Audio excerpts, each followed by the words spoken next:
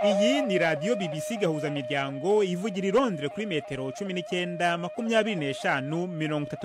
na 41 no ku mirongo ya FM mu karere k'ibiyaga bigari no kuri internet kuri bbcgahuza.com.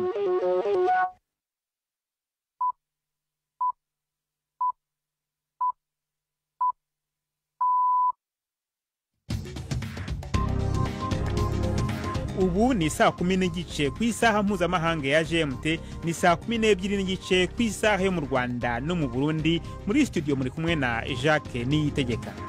Izi ni ingingo z'ingenzi zigize aya makuru. Mu Bufaransa, mukuru abagendera ku matwarakazi buryo muri politike Marine Le Pen yahamijwe icyaha cyo kunyereza amafaranga y'umuryango w'umwe bw'ibihugu by'Uburayi. Abakora akazi ko gutembereza abantu mu mato mu kiyaga cya Kivu baravuga ko ubushabitsi bwabo butarafata imbaraga nk'izo bwari bufite mbere y'uko inyeshyamba zo mu mutwe wa M23 zifata umujyi wa Goma.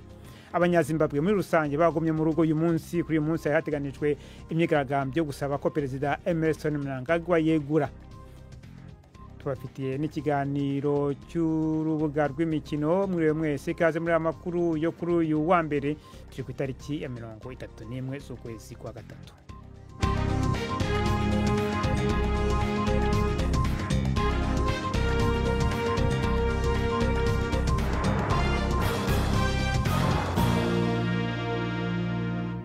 Amakuru ku buryo burambuye ni mukanya ni Nahira Dukunda amaze kutugezaho muri make amakuru y'ingenzi avugwa hirya no hino ku isi. Marine Le Pen yabujije kuzokwitoza mu matora y'umukuru w'igihugu cy'Ubufaransa mu myaka 2 iri imbere. Amatora yiteze kuzotsinda. Abacamanza basanze iyo ndongozi y'imigambwe igendera ku matwara akaza hamwe ku vya kera yagirwa n'icaha cyo kunyuruza amahera y'ishira hamwe ry'ibihugu bigize ubumwe bwa Buraya, bamubuza kuzokwitoreza ikibanza c'uburongozi muri leta mu kiringo c'imyaka 5. Sentare yamuciriye igihano c'imyaka 4 y'igifungo, igice cayo akazokimara hanze y'ibohero inyuma yo gusanga yagirwa n'icaha cyo gukoresha uburyo buhabwa abashinga amateka b'Uburaya akabukoresha ibikorwa by'umugambwe wiwe. Mu majambo yavuze ari hanze ya sentare, umushingwamanza w'inama nshinga amateka y'Uburaya Patrick Maisonneuve yavuze ko urwo rubanza gwerekana ko abagiriwe n'icaha bari baranse kwemera ko hari kibi bakoze.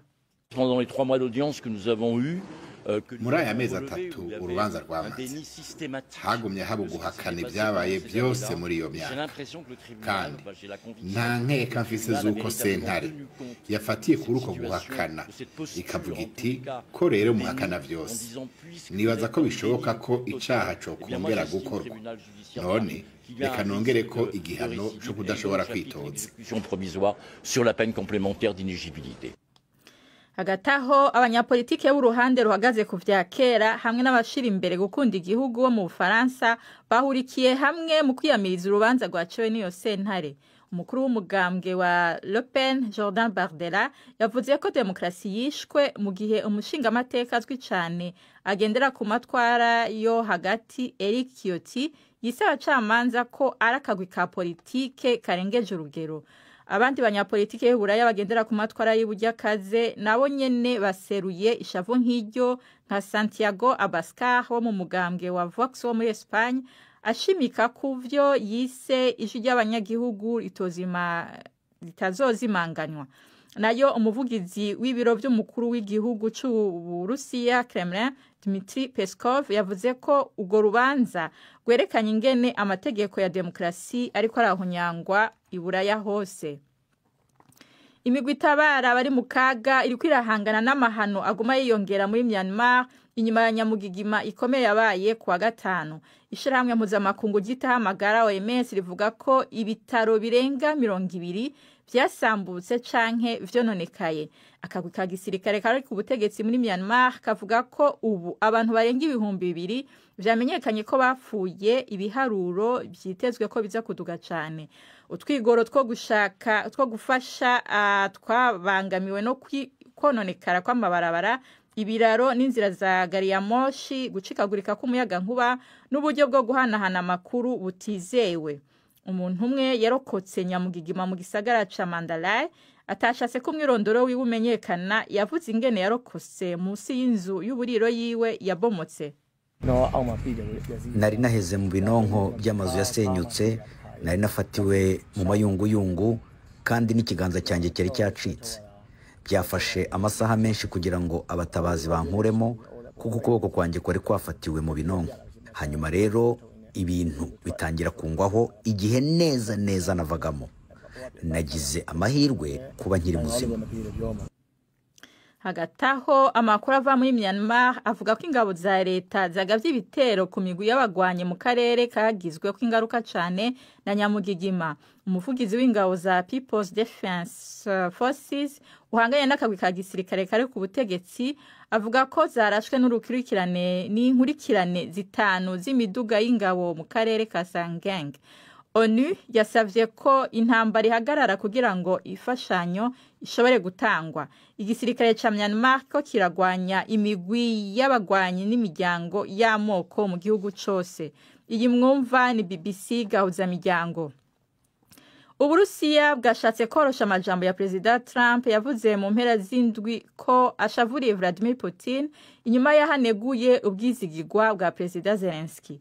Umuvugizi wa Kremlin Dmitry Peskov yavuze ko amwe mu matangazo ya Trump atari amajambo yivugiye ubwiwe, yongera ko President Putin aciteguriye kuganira na Trump. Kandi mu kuvuguriza umukuru w'igihugu ca Amerika, Bwana Peskov yavuze ko atamigambi hari yo guhamagarana hagati y'abo barongozi babiri muri iyi ndwi. Umukuru w'igisata ca BBC c'ururimi rw'ikirusiya yavuze ko ari nk'inyishu ya politike ivuye muri Kremlin. Agaciro k'imigabane k'ibigo vyinshi mu masoko y'imari muri Amerika kabandanyije kugabanuka mu gihe President Trump afise umugambi wo gutangaza yandi makori ku munsi wa gatatu. Iryo gabanuka ku isoko rya Wall Street ryakurikiye ivyabaye ku masoko yo muri Aziya n'Iburaya mu gihe abashoramari bahagaritswe umutima n'imigambi ya Bwana Trump yo kuduza makori ku bicuruzwa biva hanze, batinya ko bizogira ingaruka ku butunzi bw'isi yose. Ndavuga ko amakori azokingira ubuzi bw'abanyamerika, ariko mu gihe gito ashobora guteza kuduga kw'ibiciro na cane ibindi bihugu n'ivyihora. Umushikiranganje wa mbere wa Pologne Donald Tusk yahanuye Bwana Trump ko gukorana ari vyiza kuruta guhangana. Jacques, urakoze Nina Iradukunda kuri iyo ncamake y'amakuru.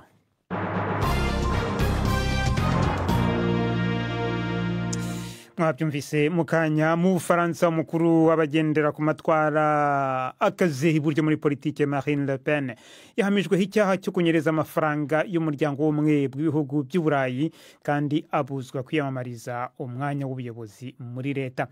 Urukiko rwamukatiye igifungo cy'imyaka 4, 2 muri yo ari hanze nyuma yo guhamwa n'icyaha cyo gukoresha amafaranga y'inteko nshingamategeko y'Uburayi mu gutera inkunga ibikorwa by'ishyaka rye mu Bufaransa. Madame Le Pen yavuye mu rukiko mbere yo kumenya ko yahanishijwe kudakora politiki mu gihe cy'imyaka 5.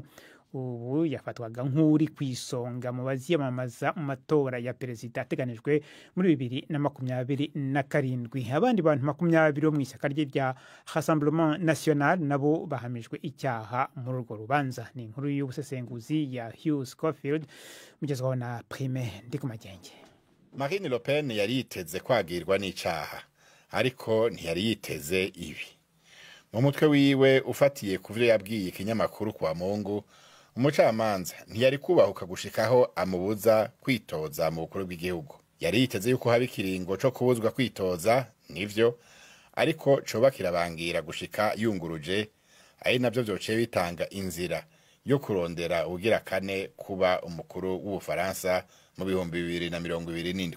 Le Pen n'abandi barenga 20 mu banywanyi biwe bagiriwe n'icaha co kunyuruza mu gukoresha nabi amafaranga y'ishiramwe rya Buraya mu bikorwa by'umugambwe wabo. Umucamanza yavuze yuko hari vyerekana yuko hari ingendo mu mugambwe wa Le Pen yo guha akazi abakozi bitwa yuko bakora ibikorwa by'inama nshingamateka ya Buraya, ariko mu vy'ukuri bariko barakorera umugambwe wabo. Ibi ico bisigura nuko Le Pen adashobora guhiganwa mu matora yimirije mu 2027. Iyi ni nyamugigima. Bifise ingaruka nyinshi kuri we umugambwe wiwe na demokrasi y'Ubufaransa. Benshi mu bihweza ibintu n'ibindi bavuze yuko ryo bari ibara kuri demokrasi hamwe umuntu wa mbere mu majwi mu gihugu atoshobora kwitoza. N'abadacana uwaka na Marine Le Pen, abantu nka Jean-Luc Mélenchon canke umushikiranganje wa mbere François Bayrou bari bavuze yuko kubuzwa kwitoza ubwo nyene bitoba ari vyo kandi vyoba bitari mu bwitonzi. Ariko vyabaye. Le Pen arashobora kunguruza kuri uwo munyororo w'imyaka 4, ariko ntacashobora gukora kuri ico gihano co kubuzwa kurangura amabanga y'igihugu mu kiringo c'imyaka 5. Ubu rero Rassemblement National igiye gutangura kurondera inzira B, inzira ya kabiri yo mu 2027. B nka Jordan Bardella, umukuru wa Rassemblement National. Bardella w'imyaka 29 n'umuntu ariko araduga cyane muri RN, kandi ubagiye kuja mu murongo w'abazorondera kwitoza ku giti c'uwo mugambwe mu 2027. Inkuru ya Hugh Schofield dukomereze mu majyepfo ya Afrika. Abanyazimbabwe muri rusange bagumye mu rugo kuri uyu munsi. Hari hateganijwe imyigaragambyo yo gusaba ko Perezida Emmerson Mnangagwa yegura. Polisi yavuze ko muri rusange mu gihugu hakomeje kuba ituze. Imyigaragambyo yahamagawe n'uwahoze hari umwe mu bayobozi bakuru b'ishyaka riri ku butegetsi, kabije mu gihe amakimbirane ya politiki akomeje kwiyongera, ndetse bikaba binakekwa ko Bwana Mnangagwa ashobora kuba arimo kwitegura guhatanira manda ya gatatu. Bamwe mu bayoboke b'ishyaka rye hamwe na bamwe mu bantu bakomeye barwanya intambara yagejeje igihugu ku bwigenge barivumbuye maze basaba ko yegura. Ni inkuru ya Shinga Nyoka mukizwaho na Robert Patrick Misiga. Amabarabara ya Harare muri rusange nta muntu yayagaragayemwo, cyo kimwe no mu yindi miji n'ibisagara hirya no hino mu gihugu. Nta badandaza bo mw'ibarabara, ubuguriro bwinshi bwari bwugaye, ibigo vy'amashure vyugaye, kandi imiduga yunguruza abantu yari mike. Ino myerekano yahamagajwe n'abahoze ku rugamba hamwe na Blessed Geza kugira arabe neza na neza ingene ashigikiwe ku rubuga. Yari yahamagariye abanyagihugu kuzura amabarabara kugira babwirize perezida gukinjura mu gihe bamwagiriza igiturire hamwe no gushaka kwigumiza ku butegetsi. Abanyezimbabwe hanini bagumye muhira kubera ubwoba, birengagije akamo ka leta ko kubandanya ubuzima nk'uko bisanzwe. Inkuru ya Shinga Nyoka. Mukomeje kumva BBC gahuza miryango, muradukurikira kandi kuri Kisoro FM mu majyepfo ya Uganda.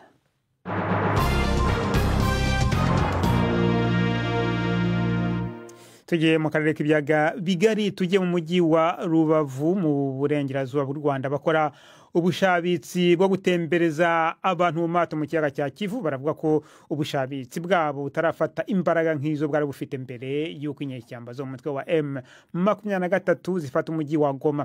Abatembereza abantu mu mato bavuga ko abanyekongo bagize umubare munini wabo batembereza mu Kivu ku ruhande rw'u Rwanda, ariko ko muri iyi minsi bwo bushabitsi butameze neza ku mpamvu z'uko ubuzima busa n'ubutarasubirana neza mu mujyi wa Goma. Umunyamakuru wa BBC Yves Bucyana mu minsi ishize yari mu mujyi wa Rubavu adutegurira inkuru ikurikira.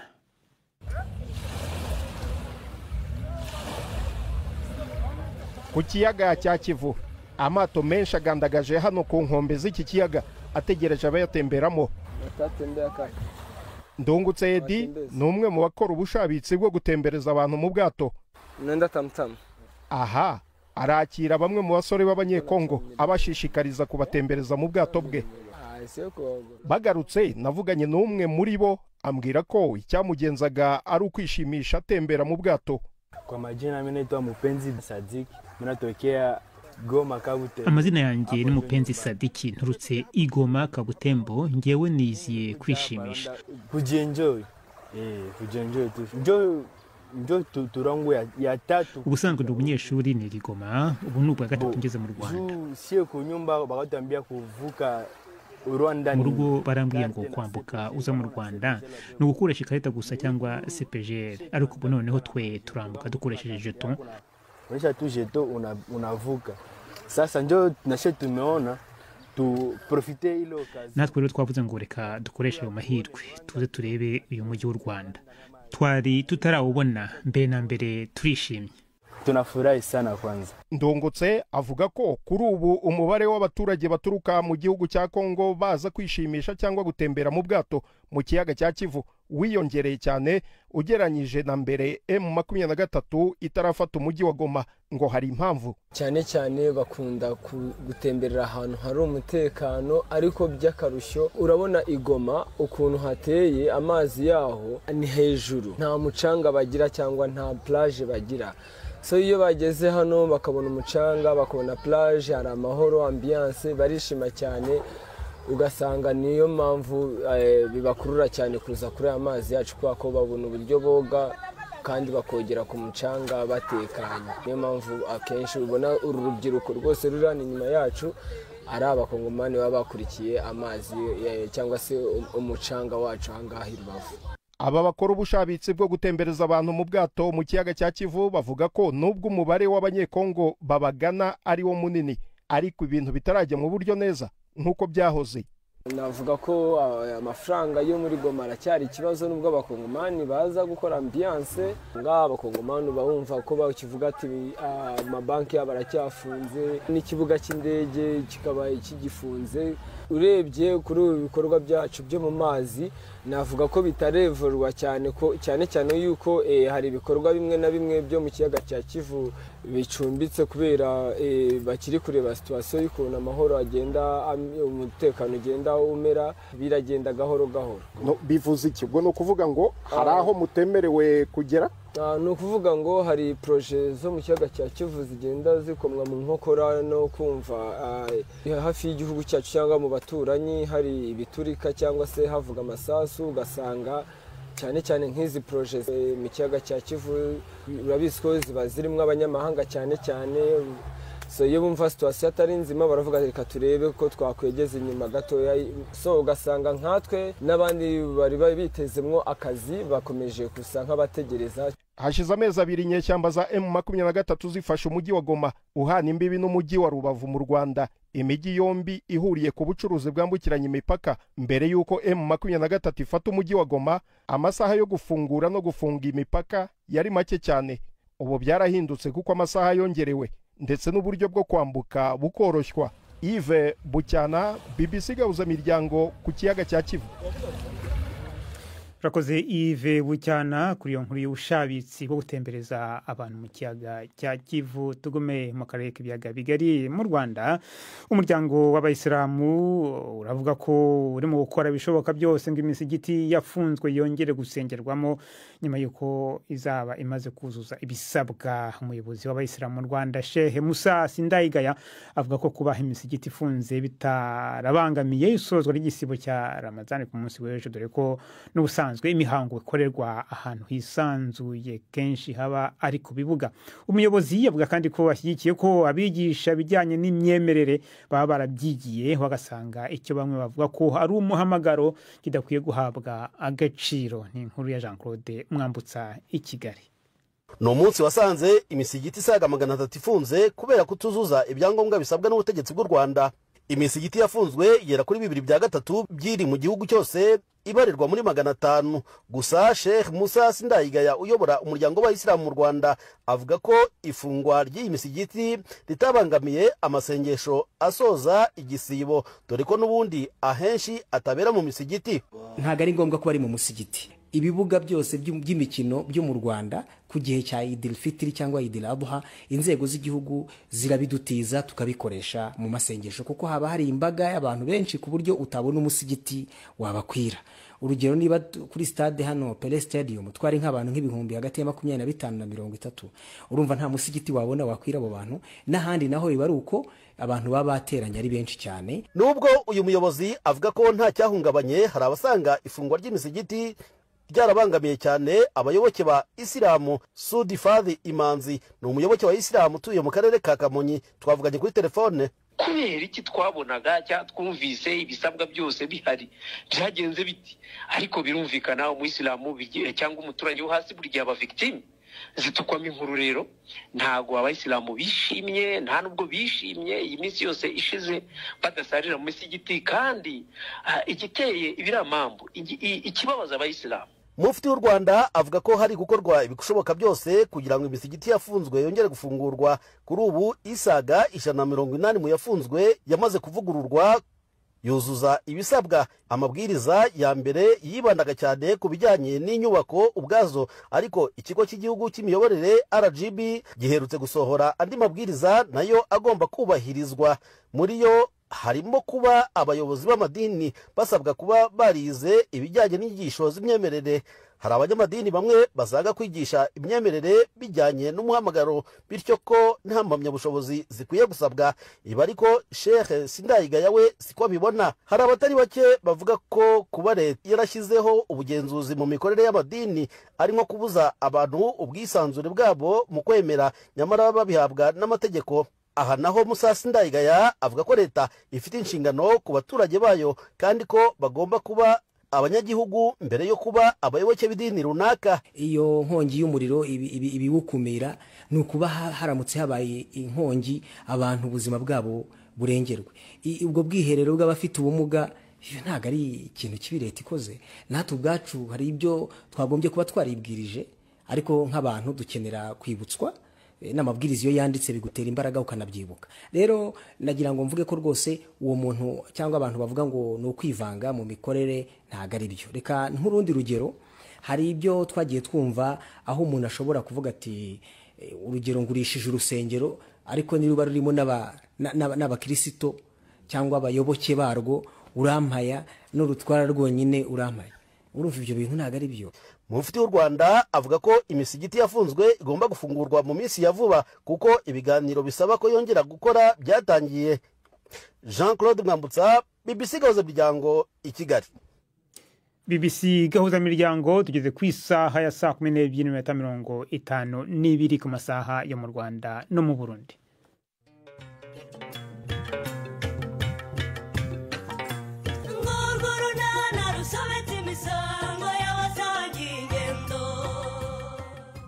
Mu kiganiro nacyo kuri wa kabiri twabateguriye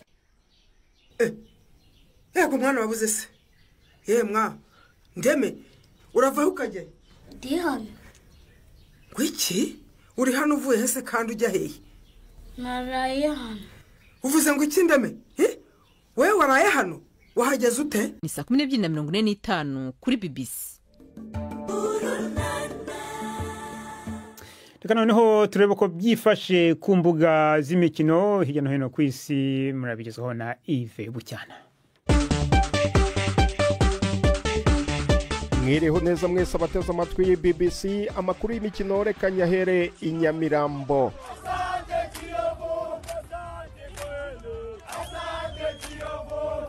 Abo n'abakunzi ba Kiyovu Sport ku munsi w'ejo nyuma yo gutsinda Police FC igitego kimwe ku busa.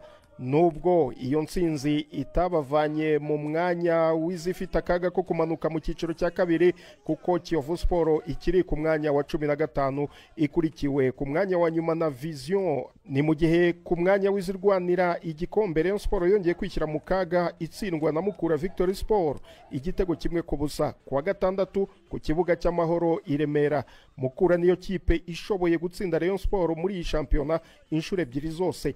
Ibi byatumye ikipe ya APR FC isatira, harimo ikinyuranyo cy'inota rimwe gusa nyuma yuko APR FC yo ku munsi w'ejo itsinze Vision ya nyuma ibitego 2-1. Mu Burundi ikipe ya Aigle Noir ikomeje kuyobora shampiyona n'amanota 55 nyuma yo gutsinda Moso Sugar ibitego 2-1. Ikipe ya Bumamuru bahanganye ku gikombe nayo ejo ku cyumweru yatsinze Royal Vision ibitego 2 ku busa igira amanota 53. Mu yindi mikino Interstar yatsinze Le Messager Ngozi igitego kimwe ku busa. Musongati inyagira Dynamique 3 ku busa, bikaba byatumye Musongati ikomeza kuba ku mwanya wa gatatu n'amanota 45 imbere ya Flambeau du Centre irusha amanota 2.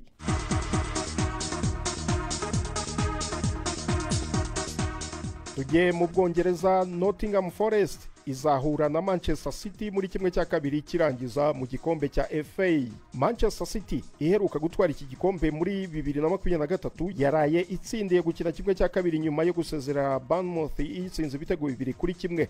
Aston Villa yo yasezereye ikipe yo mu cyiciro cya kabiri ya Preston North End itsinze ibitego 3-0, harimo ibitego 2 bya Marcus Rashford ari nabyo bya mbere atsindiye Aston Villa kuva yayijyamo nk'intizanyo avuye mu ikipe ya Manchester United. Aston Villa izahura na Crystal Palace yo yasezereye Fulham inyagiye ibitego 3-0. Nkiri mu Bwongereza kandi nyuma y'imikino y'igikombe cya FA mu mpera z'icyumweru, ejo kuwa kabiri no kuwa gatatu ndetse no kuwa kane shampiyona nibwo izakomeza nkuko tubibwirwa na Prudence Ngiyumva. Premier League igarutse nyuma y'iminsi 15 ihagaze by'agateganyo kubera imikino y'amarushanwa y'ibihugu. Arsenal isa nk'ifite amahirwe abarirwa ku ntoki gusa yo kuba yatwara igikombe, izakira Fulham ejo nijoro kuri Stade Emirates ifite Bukayo Saka nyuma y'amezi 3 atagaragara mu kibuga kubera imvune ikomeye yagize mu kwezi kwa 12. Ibintu biba byiza kurushaho ku mutoza Mikel Arteta wemeje mu kiganiro kuri uyu wa mbere n'abanyamakuru ko ndetse Saka ashobora no gutangira umukino. Ariko inkuru nziza naho igarukira kuko undi mukinnyi Riccardo Carafioli we azamara ibyumweru byinshi ku ntebe y'imvune nyuma yo gukomereka ari mu mikino mpuzamahanga n'ikipe y'Ubutaliyani. The Gunners ariko ifite umuhigo mu mateka y'umupira w'amaguru mu Bwongereza kumara imikino 31 itaratsindirwa iwayo na Fulham. Niyo mikino myinshi ikipe imaze mu Bwongereza ikina mu rugo idatsindwa niyo bihanganye. Cyakora rero mu mikino itatu iheruka guhuza amakipe nta numwe Arsenal yatsinze, yanganyije 2 itsindwa 1 iri kuri Stade Craven Cottage. Manchester United izasura Nottingham Forest ishobora kuba idafite rutahizamu wayo Chris Wood wavunikiye mu mikino y'igihugu cye cya New Zealand. Ni mu gihe ba myugariro Harry Maguire na Lenny Yoro ba Manchester United bo bakize imvune zabo bamaranye igihe.